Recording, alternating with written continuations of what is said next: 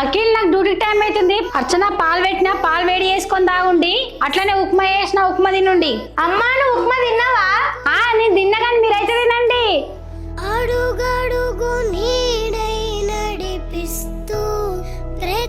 Happy mothers day అమ్మా.